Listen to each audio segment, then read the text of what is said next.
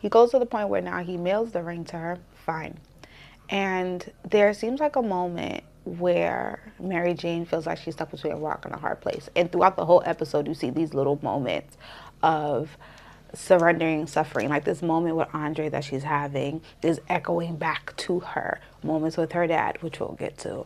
Moments on the radio, whatever, that's just playing back this life and the decision that she has to make, like almost like little signs, right? Like, is this man the right one? Just because Mary Jane will may now choose you and you're not with Avery anymore, your kids now, if they come first, will still be a hindrance into these relationships. They'll still have say. Avery can still pull the no, but, oh, they're sick, come over, and then where does that really leave your wife? These are the questions I have. If they were my couple, these are the questions I would have as to, like, okay, fine, but you look like you're struggling with making decisions well within yourself. So then what does this look like when these women are used against you? These kids are used against you while you're in this relationship with this woman. When one of them is sick and you're jumping at their beck and call, or when you guys have children together, then who kid takes right? I don't know the answer to the question, but what I am saying is you just choosing Mary Jane isn't the escape you think it is.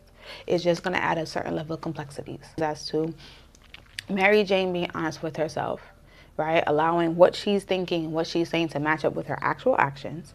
And then with Andre, for him to start to make decisions within himself and not using people around him as the catapult or the excuse or the scapegoat for something. If you want something, then just go after the thing and stand in your decision. You want to leave your wife, leave them. You want to fight for your kids, fight for them. You want to work it out with your wife, work it out for your wife. And if you may lose it all, you got to be okay with that too, because you cannot control other people.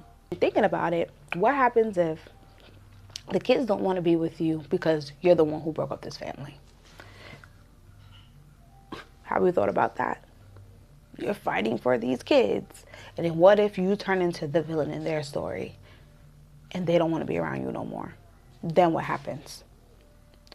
And this is why it's important to make your own decisions for you.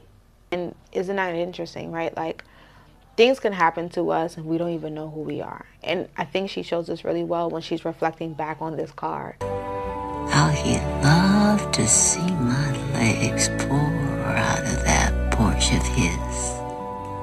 It's not the ride he loves.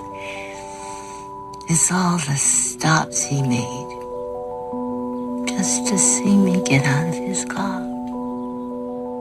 And how she just doesn't feel like that anymore, and that the car ride can kill her. And she just reminisces on that time so fondly that it's very interesting when she describes of how she just feels, or just even watching her cough and just how this sickness has changed a sense of how she feels in her own body. And then if you don't feel sexy within yourself, how are you possibly going to show up in any other relationship in that way?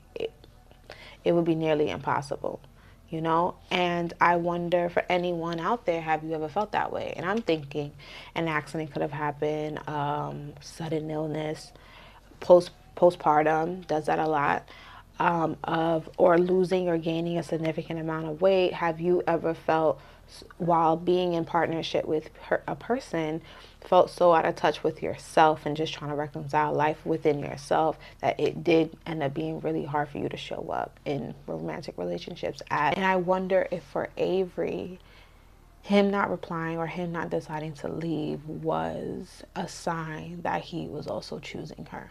I don't know.